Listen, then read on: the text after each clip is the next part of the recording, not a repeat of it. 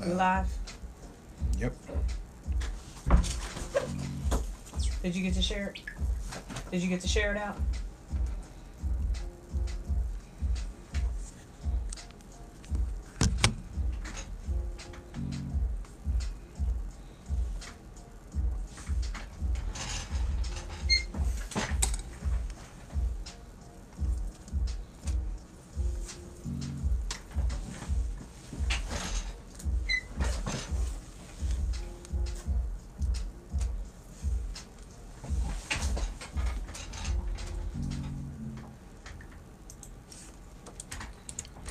Hello, viewers. We are live right now on Facebook. This is the Gray Area, and this is your boy Ray E. This is your boy P. Wills. What's happening? And this is Ebony in the house.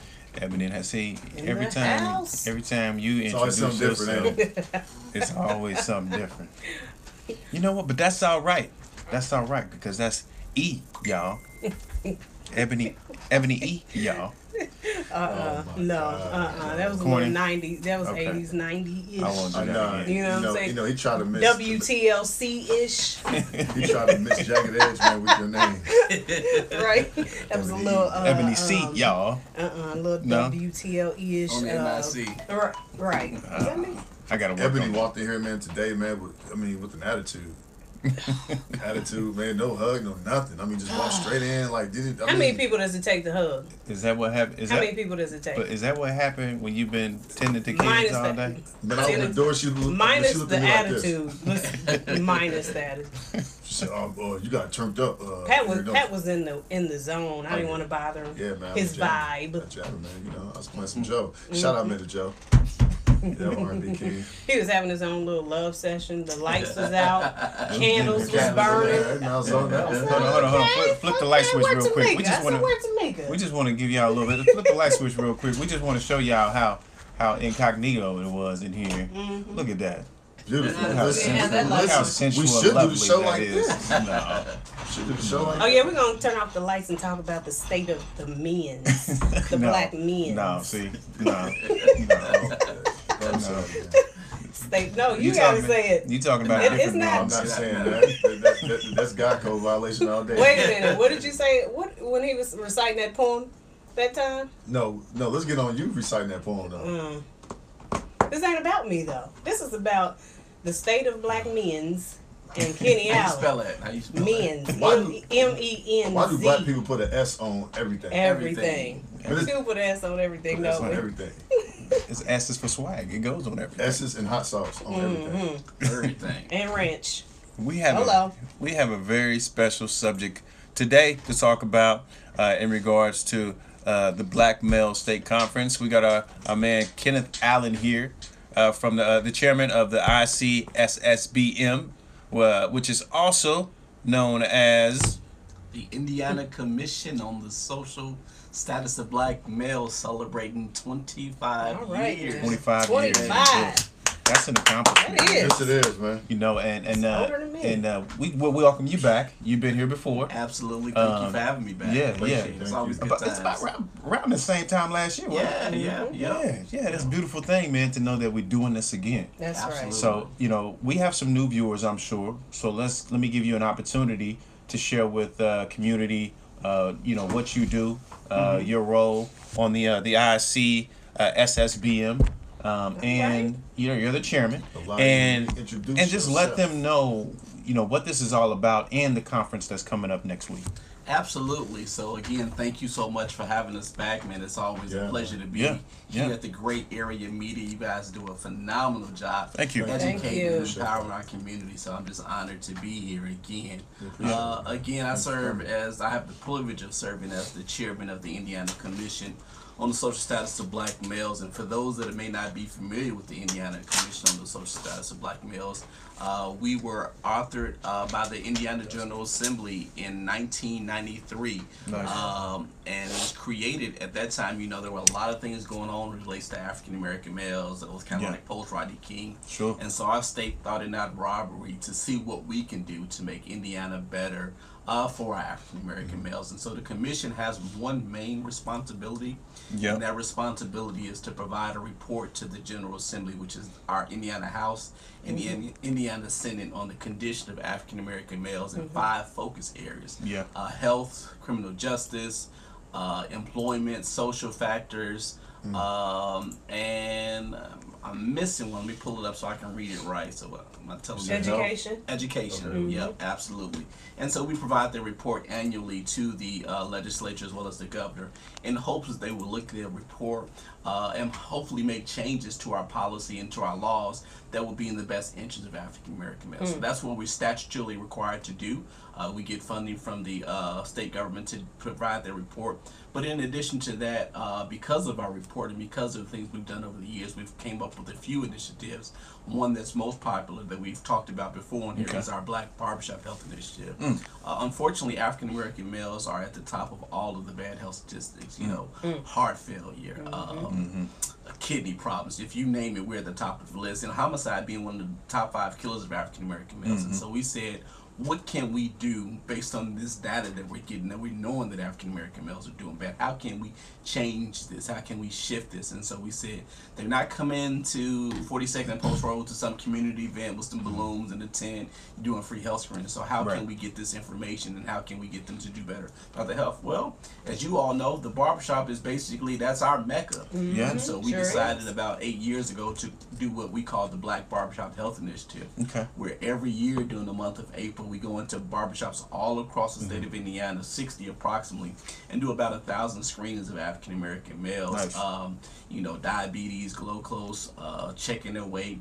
And then in addition to that, it's just not just being able to have those services available at the barbershop, but if you don't have any health insurance, being able to share those resources in that particular community on how to get those resources and how to get the health care you need. And then one of the things we added in 2018 was mental health. As you know, that's a huge thing Big for our deal. people.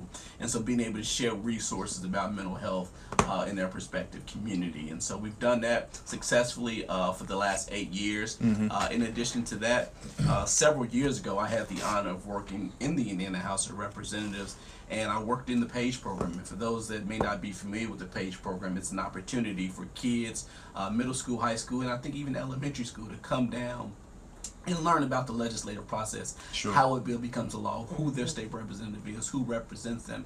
And what I saw, Ebony, unfortunately, too many times, there wasn't a lot of African Americans taking advantage of this opportunity to learn the State House, learn what the opportunities are.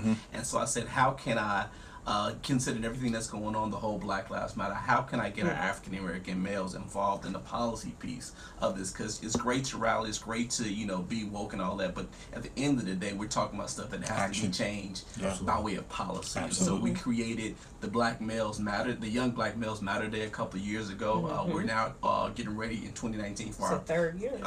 fourth year for our Young Black Males Matter Day, where we invite African American males from all across the state of Indiana to come down to learn about the legislative process, get introduced to their legislator, learn who represents them, how a bill becomes a law, learn how to advocate, and just simply take a tour of the State House. I mean, as a taxpayer, as a citizen, that's your State House. And you have opportunity to take advantage. And so many of our kids don't get those resources. We see other kids down there all the time that don't look like us, but it's important that we afford our kids the opportunity to see their State House. So the Black Barbershop Health Initiative, the Young Black Males Matter, and then to what I'm here to talk about today is our annual conference. This is actually our 19th annual conference, even though this is the 25th year of the commission. And to be honest, we're very blessed because so many other states started commissions around the same time we started ours, and we're one of the very few standing. Believe it or not, Florida is one of the ones that's standing with us. Many people don't, wouldn't even think that Florida has a commission of African American males that's funded with even more greater resources than our Indiana commission that's funded. And so we're excited about the 19th annual conference. We have none other than Reverend Michael Eric Dyson coming in. That's going to be with us a week from today at the Indiana Government Center. So we're excited. That brother got some knowledge. Oh man, I think he carries like 3 brains on him and every time I see him. Right. I always have to buy the tape, or there's no tapes no more. But bootleg recorder on my iPhone so I can play it back and just try to dissect all the knowledge that brother has to give. So yeah, we're excited to be here. We're excited of the work of the commission. That is a much needed work. You know, folks often ask, why do we need a commission of black males? Why is there not a commission of white males? Well, there are a lot of organizations out there that cater to the other population, to the general population. So it's important that, you know, we continue to do this work, that we continue to fight. And people often assume when you talk about the Commission on Black Males that it's just young people. Well, we create and advocate. I don't care if you're 100 or if you're 0, if you're not even here yet. The commission is there to serve and create policy and advocate for every African American across the state of Indiana. So the theme this year is healing and inspiring men of color. Absolutely. So what made, I don't know if you came up with that or the commission itself. How did you guys come up with that theme? So the commission is made up of several members. The governor has an appointee. The lieutenant governor has a spot on there. The Speaker of the House has representatives. He has the ability to appoint a Democrat legislator, Republican legislator, and 3 community people, one of which I am, who can't be from the same political party, as well as the Senate President Pro Tem has the ability to appoint a Republican and Democrat legislator, as well as 3 community people who can't be from the same political party. And then most of the state agency heads are a part of the commission. That's where we get our data for our report. And so we have a subcommittee made up of volunteers from that commission to be able to actually put together this conference. So they came up with that theme. They tossed around, you know, ideas. They kind of looked at what was going on in society, what was going on, not just in America, but here in Indiana, where you look at Indianapolis, where we're experiencing alarming homicide rates. What can we do to inspire, to encourage our African American males about the opportunities and the options and what's possible for them? Because as you all know, you know, just being here residents, many of our people, particularly African American males, feel forgotten, feel that they're not, you know, thought about, and that, you know, people are not out there fighting and trying to inspire and encourage them. So that's how they came up with that theme for this year. That's good. And one thing I want to, and you know, I love this thing, man. You know, I love them for maybe next year. Absolutely. I realize that this is an event that's going on during the day, and that may be tough for some people, you know, but there are a lot of people who work in the evening that are able to come, you know, but there's also so much going on in the daytime. Is in the future, is there a way to get it on a day where more people can come, or not feel like, because the thing is yes, it's great to come, but then it's like, okay, this $400 I'm supposed to be getting today, that's gonna be on my check next week, I gotta forfeit that to come in and listen. You know what I mean? Like, and it's a great thing. You know, it's definitely worth it. So what can you guys do in regard, maybe in the future, to try and get on a date where people can absolutely make it? Because and maybe that's just a state house thing. Maybe something I don't know. But can you provide some input on that? Absolutely. First, I think it's a wonderful suggestion. I think it's never been brought to the commission, at least under my leadership, but I would definitely take that thought into consideration. I think it does open up the opportunity for more people to attend, and even creates more space for us to have available, because sometimes the State House and the Government Center is so busy during the week with various organizations and agencies renting space. I think maybe even moving it to the weekend may be in the best interest for the commission, so we would definitely take that into consideration. I appreciate that suggestion. No problem. And have a daytime one and a nighttime one, you know, or something that'll accommodate. Because for me, man, my week is crazy. From the time I get up to go to work, and then after school it's homework with the kids, feeding them, putting them in bed. So, and a lot of people are going through that, you know, juggling the work day with the kids and all that stuff. So I think that even for myself, I would definitely come to an event, you know, that was maybe on a Saturday, started at like 9 to like 4 or something, because I can block off that Saturday. Nothing's going on. Maybe even bring my kids. That's a really good suggestion. Absolutely. And just to give you a little history, when the conference first started, it was really just for those key policymakers that were in state government that were already there at that time, available. But now we've been so blessed and fortunate. We've grown to this general folks that are really interested and want to be able to do the work. So great suggestion, man. We appreciate that. Awesome. And I will be in the building, you know, next week. Absolutely, man. You were there last year, man. We appreciate you. I think you came out to Ebony as well. So thank you all for support, man. We appreciate that. It was a beautiful thing. So it was a wonderful conference. Nuri Muhammad killed it last year. Oh man, Shout out to Nuri Muhammad. it too, man. He's gonna be there again this year. He's Awesome. opening us up in the morning. Good. Okay. You know? You all have an itinerary for the time, of events that are coming and going, because for some people, they may be able to come on a lunch break, maybe be able to come and, be a part of this event. So maybe they have a breakdown of what's going on. They can come and be a part of it. Absolutely. And it is also available on our website, which is, you can simply go to www.in.gov/I/ICSSBM, and if you click on the conference link, it'll give you the full agenda and also the opportunity to register. But absolutely, so registration on that day, Tuesday, October the 16th, starts at 8 a.m. At the Indiana Government Center. For those of you all that are not familiar with it, it's 302 West Washington Street, Indianapolis, Indiana. I will encourage you to get down there a little bit early because parking is a premium downtown. There's so much construction, so many projects, so you want to make sure that you give yourself time to get a place to park. The welcome would kick off that morning with our Executive Director, James Garrett, and then we'll have an opening session by Brother Minister Nuri Muhammad. And then because this is our 25th year, we're taking an opportunity to honor all of our former executive directors and former chairmen to kind of really lay the foundation. We only survive because of the shoulders of the folks that we stand on, so we definitely going to pay homage to those folks who laid the groundwork in those initial stages, because you can imagine trying to do a commission on black males even now is a struggle, but just imagine 20, 30 years ago when these guys were in place. So definitely shout out to all the folks that came before us. At 9:15 we're going to review the data of the social status of black males in Indiana, and that's done by none other than Brother Roderick Miller. He's done that for us before. He goes into great detail kind of dissecting some of those statistics around African American males here in the state of Indiana. After that, at 9:30, we are blessed to have a legislative panel. As most of you all know, the legislative session is preparing to kick off for 2019.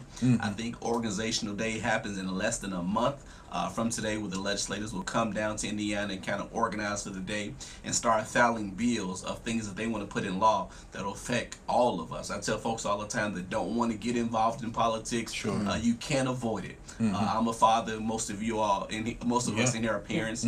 Your kid isn't officially born. At least you can't get a social security card until you have that birth certificate. The birth certificate is typically signed off by either elected or appointed official, the health commissioner. And once you have that, you are officially born.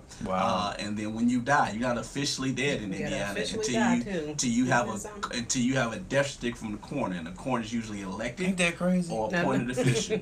So I tell folks, everything in between is politics. So you got to figure out what aspect or what role you want to play, because whether you want to participate or not is going to affect you.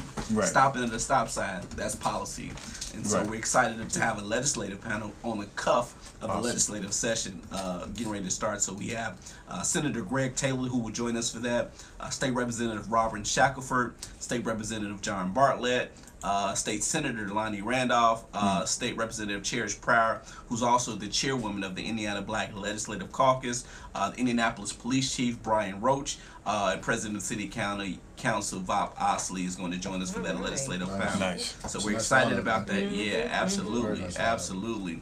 And then we'll have our youth summit that'll kick off going on the same time as the legislative panel, and we have former Colts Marlon Jackson, who's going to be there to inspire the young people and encourage them that morning. Then there'll be a break, and then we have a business sports entrepreneur session that's done by none other than Max Siegel, the CEO of USA Track and Field. If you don't know Max, that's one bad brother. I mean, he used to be the vice president of can't think of the record label, but had Britney Spears, NSYNC, all those. I mean, he is a legend, and most folks don't even know that we have that jewel right here in the city of Indianapolis. So we're excited about him. After that, we have a financial seminar that's being done by Tracy Bowman here in Indianapolis, and then we have our education seminar that will start at 11:25 in the main auditorium.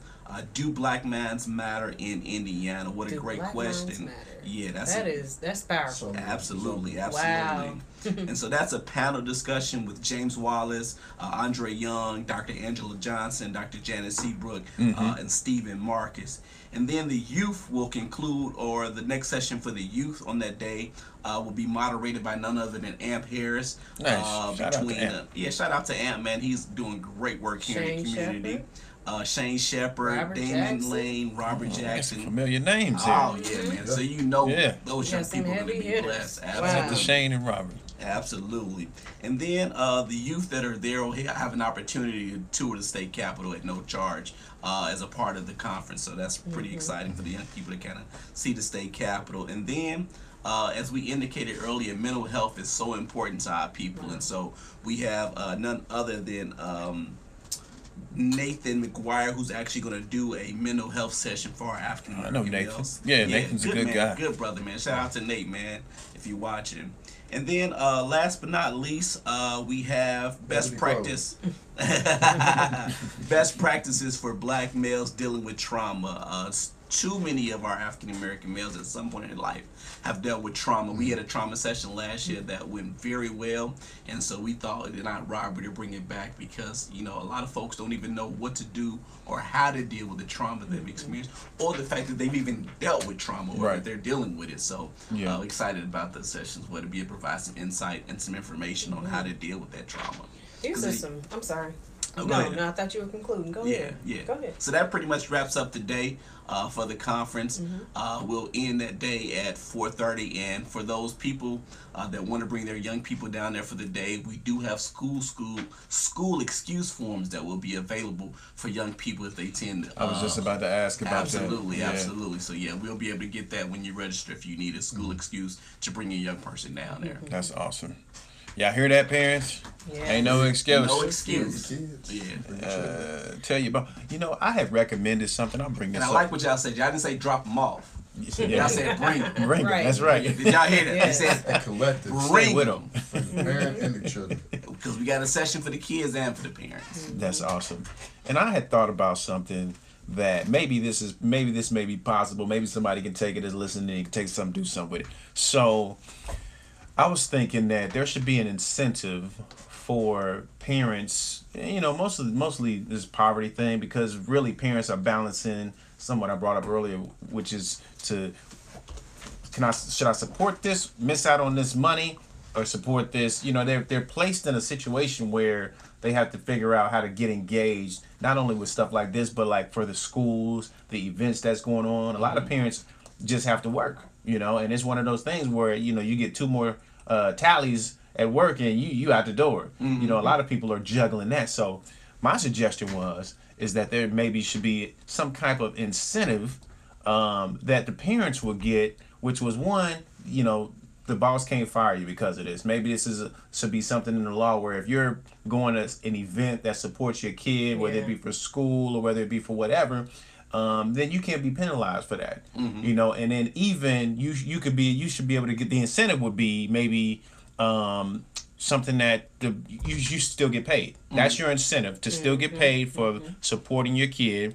And then how the company would get that back is that they can write it off, or they can get an incentive from the government for supporting parents who support their kids. Absolutely. So, you know, that was something that I thought that was like, that could be an incentive. That's a good thing that will continue to keep rolling, because now it's giving parents and people who have kids a chance to be engaged and without having to worry about getting fired, you know, or be a part of events like this without having to worry about getting fired, you know. Yeah, one of the things I know we can do most immediately for those parents that are listening that want to bring their young person there, talk to your school, talk to your principal, talk to your teacher. Sure.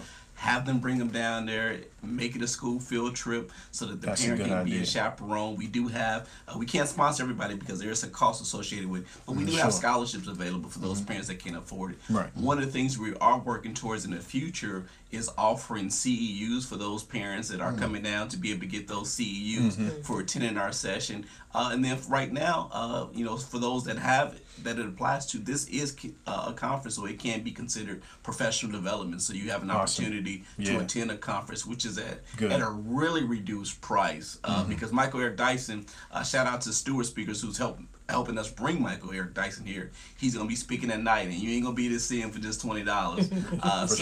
Right. Sure. Than any other platform. And even those other speakers, not to slight anybody else, because we have a powerful list of presenters and speakers there. So you know, you getting a whole lot of. And you know, one of the greats of our time once said that the mind is a terrible thing to waste, but a wonderful thing to invest in. Absolutely. And you know, to the companies out there, you know, y'all represent diversity and you have these departments that represent diversity. Instead of hanging up flyers that say, you know, this is who Ancient Mama was. You know, instead of doing that, maybe send them out to a program like this, or let them be a part. Is this something that what you were saying? Where Absolutely. You know, for me, I think that if I worked for a company and they said, hey, if there anything going on that you may want to be a part of, we'll support that. And then, you know, I would say, well, this is something that I think that would help my personal and professional development, which is to go and be a part of this, and you know, give them the layout. And they're like, okay, that, you know, that sounds like it's gonna be good. And then you spend the day not worrying about your check, and then you also gaining knowledge and hanging with brothers that you know that are like minded. Yep, iron sharpens iron. Yeah. So I had a question. Yeah. I had a question about the topics. Does your topics come from the data that you get from the year before, or how do they come about? And I say that because it's heavily based on, well, actually it touches pretty much the whole black male, mental, you know, education, everything, including how to dress. You know, I saw that part. So how does the meat of the workshop or the conference come from the data that you all gather from the year before, or data trends? How do you come up with those topics? Comes from a variety of places. As I indicated before, we have 5 focus areas. So that's really our starting shell for anything that we do. Does this event, does this initiative fit into one of those 5 focus areas? And then once it passes that test, okay, now how does it apply to Indiana? How does it apply to the population we serve? And so in addition to it fitting in one of those 5 focus areas, also does it apply to Indiana, and what was the feedback we got from previous conferences? And then also we have a good variety of commissioners that sit on this commission that do this work every day, that study the trends, that study this issue, and they have some wonderful insight to be able to provide. So it comes from a number of different sources when they actually come together with these sessions.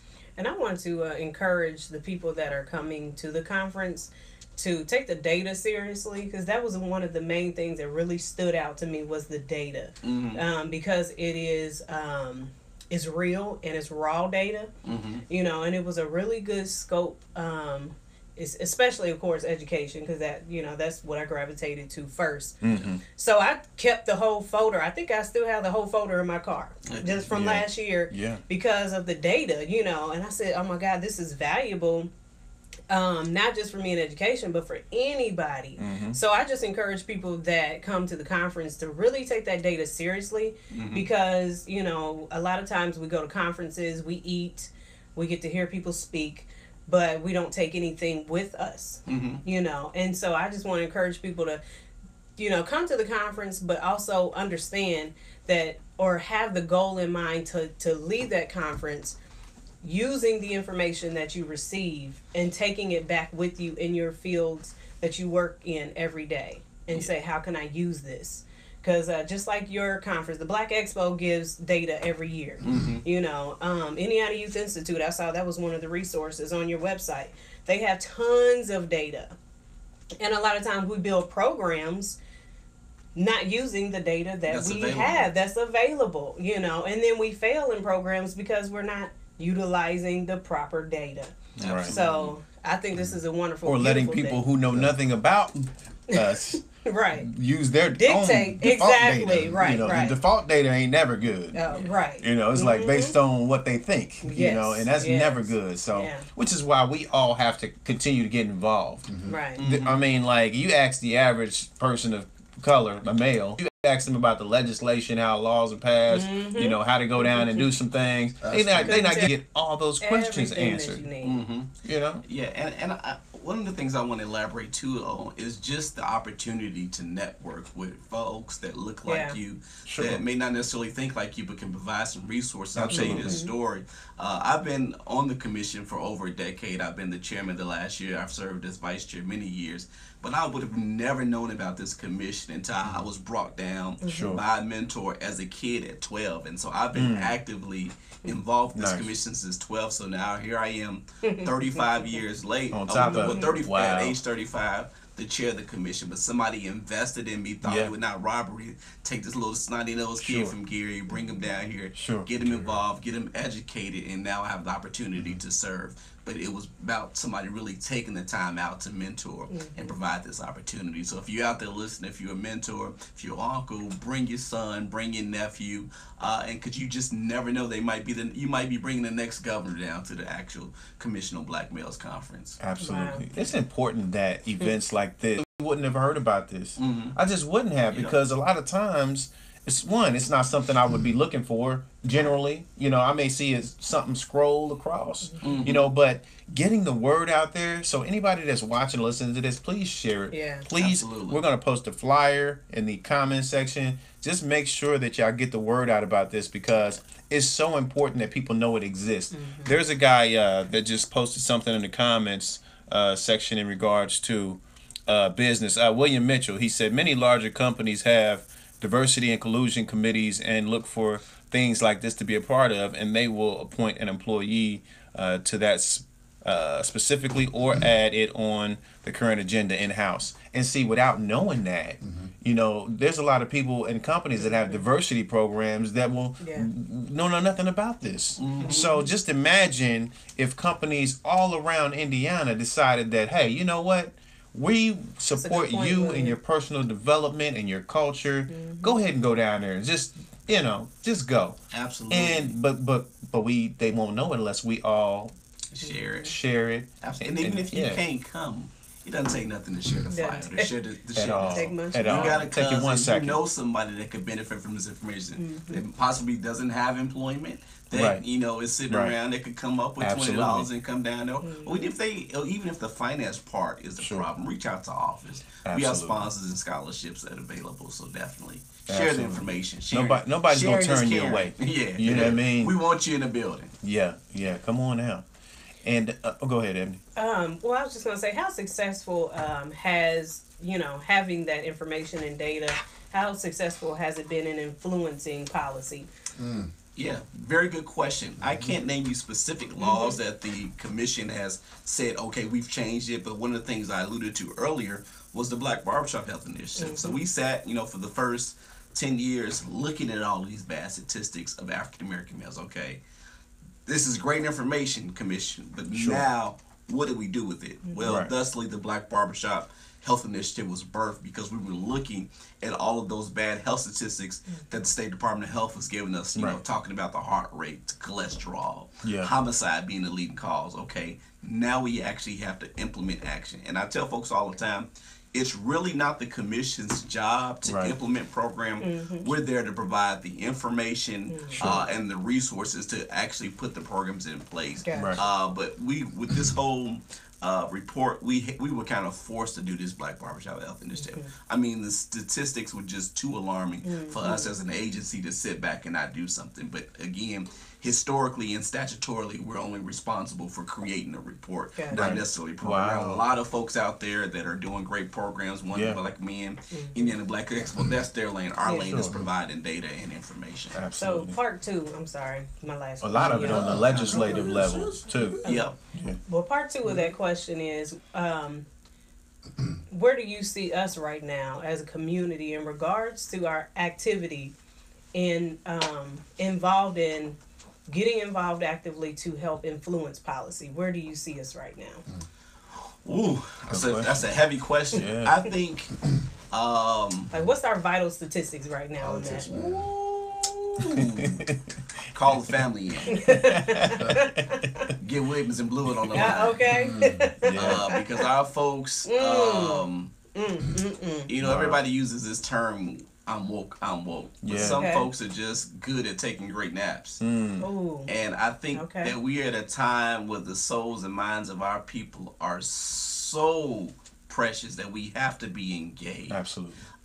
Everybody's not going to be on the commission. I get that. That's not everybody's lane. Sure. But the fact that you understand that policy governs you from birth to death, when you stop at a stop sign, when you stay between the lines on the street, you can't do anything. Everything that we encounter, a politician decided.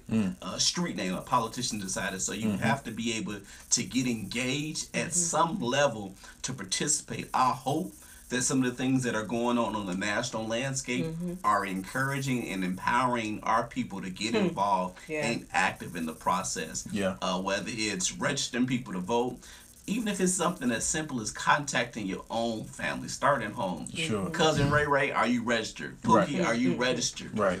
Because Ray.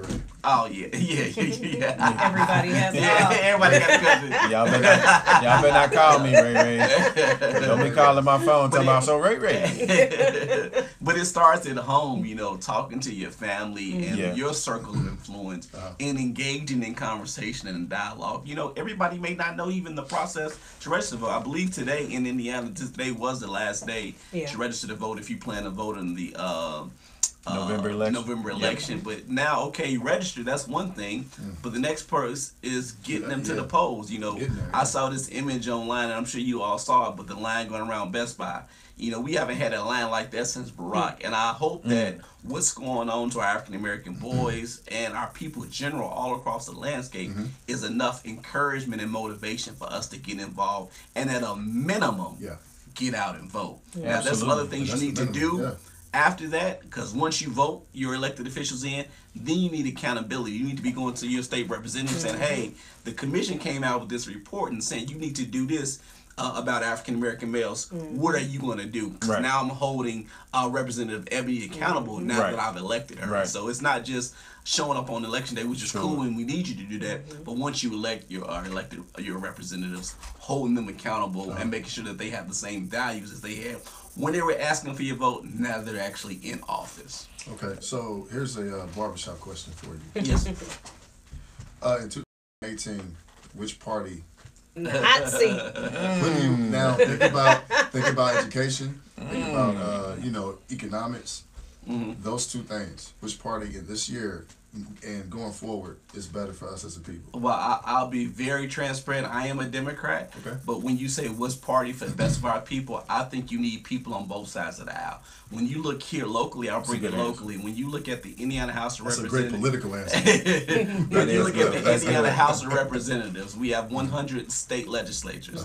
If you look on the Republican side, there is not one person of color on the Republican side. That is problematic. Sure is. When you look at the Indiana Senate, it's 50 senators, majority of them being Republican, not one African American on the Republican side. That is problematic. We need people on both sides of the aisle to be able to fight the good fight. And if we don't, it will always be imbalanced. So when you say what party is best, now we need people in every party, the Green Party, the Red Party. We need some people saying, I ain't even at the party, not realizing I'm even that type of party. Do we need to invent a new party called the Club Party? Need that. At the club party, we will be playing Gucci Man and what's the other guy that always come here, the little short guy? Little Boosie. Boosie. Don't ridicule me. Let me also ask you this. Why do you think that we have been trained to vote as a Democrat? You know, growing up, so many people have said, hey, being a Democrat is for black people, right? So why do you think that we have been trained to, as a people, to just vote for that party? Shout out to in GI. Gary, Indiana, in the early 60s, Gary elected the first African-American mayor, a guy by the name of Richard Gordon Hatchard. And as a result, all hell broke loose because the majority of folks just couldn't conceptualize having an African-American mayor. And so when I look at my experience, it was a Democratic elected official that brought me down to my first commission on the social status of black males. It was a Democratic elected official that helped me get my first actual job. It was a Democratic elected official that taught me the process of how a bill becomes a law and how policy affects me. And so for me, growing up in a city like Gary, where you know the mayor is Democrat, the council is Democrat, that's all I've known, and those values I've stuck with and believed in because those folks have assisted me. Now, they have been folks of other parties that have helped me throughout the line, but for the most part, when you take a little kid from Gary who's in the northwest part of the state, the region, that's pretty much who controls the region. So our experiences help us actually identify what our values are as a person. So that's what I can speak from my perspective. I can't answer it in a more global or more... Yeah, and here's, now, the other question that I have is this. Are you for more government involvement, over, the economy, education, law? Or do you want or do you want people to have more of a say-so in those things? I'm for more citizen involvement. I think what happens too often is we register to vote. Some of us take the next step, which is actually go vote, and then after that, we don't do anything. We don't come to a council meeting. We don't come to a committee meeting. We don't come to a hearing. And I'm saying, yes, you have family. Yes, you have work. But it's not just registering to vote. It's not just showing up on election day. You have to be able to get engaged and then hold those elected officials involved, and you have to serve. This commission I do, I'm fortunate and blessed to serve on it. But it is a volunteer opportunity, and so we have to have more people willing to engage, because I won't be here forever. So you got to be able to have more folks that are willing to get engaged. And I think too often, many of our people, and this goes across cultural spectrums, they're not engaged in the process after the fact. And we need more citizen engagement as a part of the process. I think when we have more citizens involved in the day-to-day operations, voicing their opinions, being that watchful eye, a lot of the stuff that we see happen won't happen when you have that citizen participation. What do you tell I think a lot of people, including myself, has been absolutely disgusted with politics, on both sides. I believe that, what do you tell someone who, and I'm not sure there's a lot of people out there like it, which is why we got what we got. A lot of people are just like fed up with politics and just didn't even want anything to do with it. 25% voted Democrat, 26% voted Republican, the other 50% didn't bother voting at all. So there's a lot of people out there that I'm sure are going to try and come out to the polls. What do you tell the person who is disgusted with politics and just basically wants to throw them away? The one thing I will do is vote locally. I believe that if anything, where I live at, I'm going to have a huge role in that, in voicing who I believe should be on there, and that's what I'm going to vote for. And I think that other people should take that in consideration as well. To me, that's the most important part of voting, is to make sure that, where you live at, whether it be Indiana or whether it be in your area, municipal area, or or county, at least vote to make sure that you're benefiting from it, whether it's your kids or your family. But what do you tell people who have just become absolutely disgusted with politics to get them back motivated into voting? Because I feel like a lot of people have just feel like, I'm just gonna live my life because you gotta vote locally. A lot of things people get disheartened about are things that are going on in the national landscape. But what you really have to do is get a relationship with your city, county councils that make laws that will affect you immediately. Not in 2 years, not in 2 months. They make laws monthly that will affect you immediately. Things like, you can't have loud music on 38th Street. That's not a federal law. That's a city ordinance. And so understanding that those folks have the ability to determine what type of quality of life you have. And when you break it down to something as simple as, man, I like riding in my old school down 38th Street with music on. Why can't that be the case? Well, because some politicians or elected officials determined that this was... And the laws are disguised. There's a lot of language that I noticed on a political level that you would look at and read that don't make sense. But on a political level, it's all what do they call it? It's in a small writing. If you don't really fine print. In the fine print, there's a lot of loose words that cover. There's one word that may cover 10 words, you know, and it's all based on the word that they use. So definitely getting involved. And I'll take something that's going on locally here. You know, the scooters. We got this evolution of motorized scooters. You know, there was a lot of folks that were for them, that were folks that against them. Yeah. Long story short, the ordinance got passed. We have them here to stay. Yeah. Now you got folks saying, you know, I don't want them doing this. I don't want them doing that. Yeah. Well, you have to be able to have conversations and dialogue with those folks who make the ordinance and who make the laws to determine what the ordinance is going to be. And so you can't do that just as a citizen in the barbershop, on the telephone, on social media. You have to be able to have conversations and engage with the people who actually control the process and run the process. And those are your local elected officials. I wanted to ask the audience a question. So as we were talking, I just made sure I was 99% sure that I was registered to vote. So I just wanted to just double check online. And I just wanted to ask and poll the audience and ask them if they knew where to check to see if they were registered to vote, and which is the same place you can go to check to see if you're registered, and you can also go to register if you're not. So if you can just type 1 if you know, type 2 if you don't know, but we'll tell you where you can go. Now I understand everybody doesn't believe in voting. Do your thing. But for the people that are serious about like Kenny's been saying, you know, getting involved in politics and getting involved in having some kind of power, you know, hit 1 if you already got it.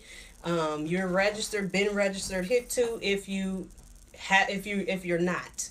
So we'll give you that information. But I'm just curious about, because there's a lot of people that probably do not know that you can literally go online and register. Yeah, you don't have to go like you used to have to go to the precinct, fill out the paper, fill out the information on that piece of paper. You know, it's electronic now. Or you may have, because I'll admit I didn't vote in the primary. You know, so I was thinking, oh, okay, so maybe my voter status has like been revoked because I didn't vote in the primary. But I just checked and I was like, oh, good, yes, you know, because my mindset then was a little bit different, you know, than my mindset now. You know, especially since the conversation has been so much on local, you know, and how important that is. You know, I am, because I admit I haven't voted for a president in, I would say, and why is that? I didn't even vote for Barack the last term. And why is that? Because I was one of them people that believed it wasn't going to make a change. It wasn't going to help. You know, what's the point? I mean, we had Barack, and you know, I was one of those people that thought, okay, well, no kind of dialogues and conversations. And then I learned how important, even if I don't believe in voting on the federal level, you know, the local level is so important. And I'll just say this, you know, we had a great radio host here that passed away, Willie Frank Middlebrook.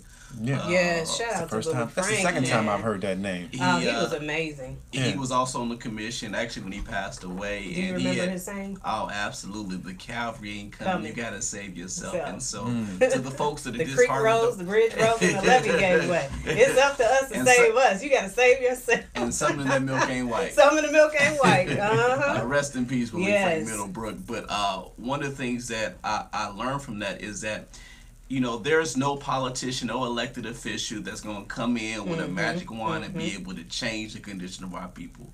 Any change that's happened in our community has always been the people that have made that change. And so the people have to be engaged, they have to be inspired, and they have to be encouraged. That I can't believe they did this and did that, but they ain't been a part of none of the change. Not at all. Just conversation. They don't even go to the neighborhood block. You know, your vote doesn't count. So they just feed off of what someone else is, you know, telling them, and you know that should not be the case. Right. That's why, you know, I asked you those questions, because you know when you start to do research, man, on, you know, on both parties, you know, there's positives and negatives in both.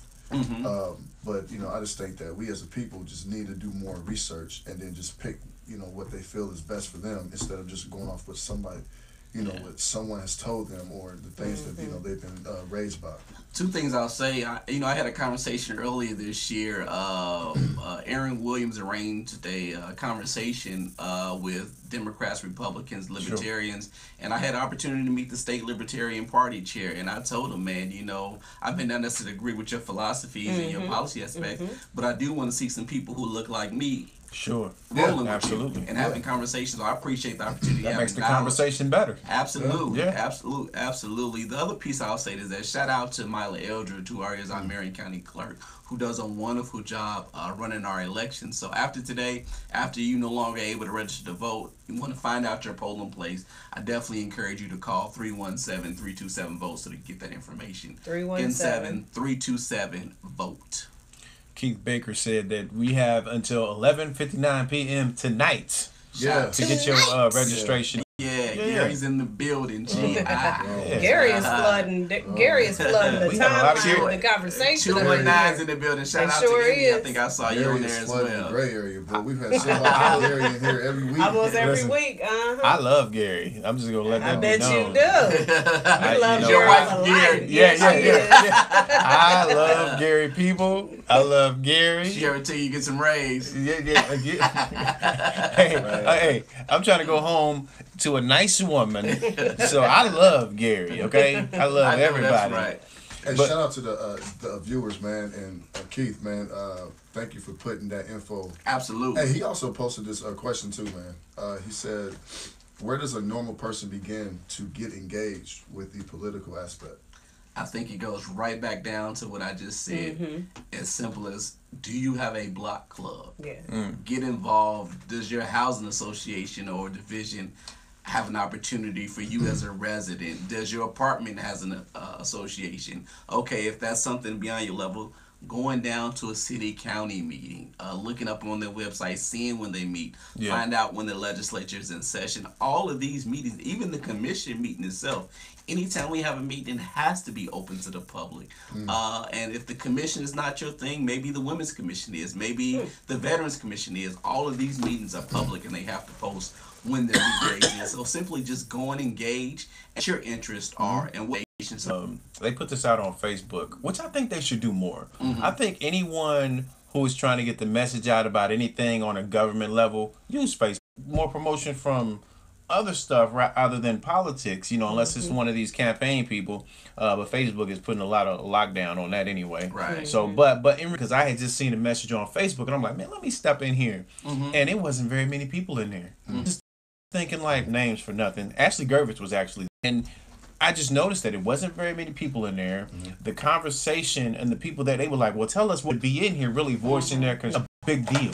Right. You know what I mean? So now they take this to the government, the important stuff, like which is to me, which is like what mental is the different, and I was able to speak, you know, but when was this, right? Because we didn't know nothing about it. Oh, this was a few. This was actually. See, I actually did let y'all know about it. This is a few years ago. This is a few years ago that involved parent engagement. You know, the incentives. One of it was about police brutality and what they could do for felons in office. So I was trying to push something. I would try and get it to where felons can work their felony away instead of having to wait 7 years to do a repeal and all this. But if you work for 2 years, 3 years, whatever it is, you work your time off. So if you had to do 15 years in the jail or whatever, and you get out and you work for another 15 years, this is an example, you work for another 15 years, you can get that felony removed for good time. That way it won't affect you. You know, it may be shorter than that, but my idea is to create a program that would allow you to, you know, get that felony removed so that you can move on with your life, because once you get a felony, it just, you know, so I went there for that reason, to say, hey, maybe this is something y'all can look into. But that was my reason for that. But anyways, like, I just realized that we don't get involved in the important discussions when it comes to anything in regards to changes in our community. And we don't fight all not day there. about what color was Kim Kardashian. Absolutely. And change your life and have the potential to impact your life in a negative way. Sometimes we don't even get engaged in those conversations. And a lot of times it's because we don't know we can be a part of those conversations. Right. That's a good point. And so elected officials, you know, policymakers have to do a better job of educating and communicating to the general public Do you that think you have Representative Vanessa Summers, who does a Some of them don't want us to know that we actually can get involved. Mm. That's not an excuse. Yes. But yes, I would agree. A lot of it they Come perish on. for a lack of knowledge. Yes. And so when you don't have basically have to educate and get that information and knowledge out there, so they can have freedom to be able to create Absolutely. and craft policy that if you in an adverse way. So Absolutely. It could be a website. They have access to it. But we're not going to promote it. Right. Because if we promote it, more Come people on. will see it. But we're doing the least minimum of what kind of trying to game. filter through Indiana code dash through dash. You know how many pages? Oh my God. So Man. that's why you know what I mean. You got stuff to do too. So we just appreciate you coming here I appreciate to, it. I'm to honored give that this we kind have of this information. forum and it's me able to share. Thank you. Yeah, thank you, man, for coming, brother. Appreciate And it. that's why I can't say you didn't know. October the 16th, Yeah. 8 a.m. to 4:30 p.m. 302 West Washington Street, the Indiana Government Center. I'll get the car because you will have to go through security. Hey. Michael Eric Dyson, Nuri Only. Muhammad, Man. Nathan McGuire. Are you serious? Marlon Jackson, Only. Amp Harris. Yeah, Heavyweights. absolutely. Shout out to CICF and Stewart Speakers for making this so affordable Yeah. for our people. I want to give the callers our contact information Sure. in case they want have questions and want a group. You can contact our executive director James Garrett at 317-233-1744. Again, that's area code 317-233-1744 at ICSSBM.in.gov. Again, J Garrett, JGARETT at ICSSBM.in.gov for more information. Also, we're on Facebook, Instagram, Twitter, Indiana Commission on the Social Status of Black Males. And I love the hashtag, hashtag just for him. Yeah, Capital him. HIM. Nice. Absolutely. We need don't, to do man. stuff We for the brothers. I'm just one sharing something, telling somebody. It's just it'll catch on like wildfire. And I'm a strong believer in behaviors. I feel like if you change, if you say that you're not used to the politics or whatever, what politics and why it's important to vote and to do that, because I'm like, if I'm going to have a discussion about these kind of things, I better know a little bit about what I'm talking about. right. So let me get engaged. And I, a I challenge. like that word. Yeah, absolutely. again. Kids, school, and anything, Yeah. engagement is the thing. Efforts. And people are hoping that you decide not to get engaged because they'll, get involved in this stuff. It's important for us. Thank you for coming. Thank you Kenneth. so much for having us. I appreciate it. Always a pleasure. Yes, sir. Thank My you. honor. We're gonna have Ashley Gervitz and who Hopefully, else? she hasn't confirmed yet. But Okay. but we do have. On the same form. I know, but last for the primary, it was amazing. It was Yeah, awesome. absolutely. It could have It's gonna been be hot. so much bigger, but Facebook was tripping. Yeah. So we Yeah. had some technical For sure. difficulties. Rashawn Bond. Yeah. And I'm hoping that, and I hope Brilliance. people tune in. Brilliant people. Young people too. And on Young both people in sides. politics. And the thing is that we got to start somebody that we don't want to hear nothing they got to say. Come on. Yeah. Or You know what I mean? interact with people in real life because they debate on Facebook. Damnest thing I've ever seen in my life. Crazy. Maybe Great we gotta do conversation. better. We gotta have to do Absolutely. better. Appreciate you for Appreciate being my here. brother. Yeah. We got to do Appreciate this you, man. again. Thanks for coming. Just appreciate everybody that's because they don't have to do that. Everybody got stuff to do. Male State Conference, Healing and Inspiring Men of Colors from 8 a.m. to 4:30 on the 16th of October. Tuesday. So get involved. Share this, and we'll get with y'all next week. Yeah. Thank you. Thank you, Kenneth. Always a pleasure. No. Hey, no problem. I want to my hear more honor. about the women.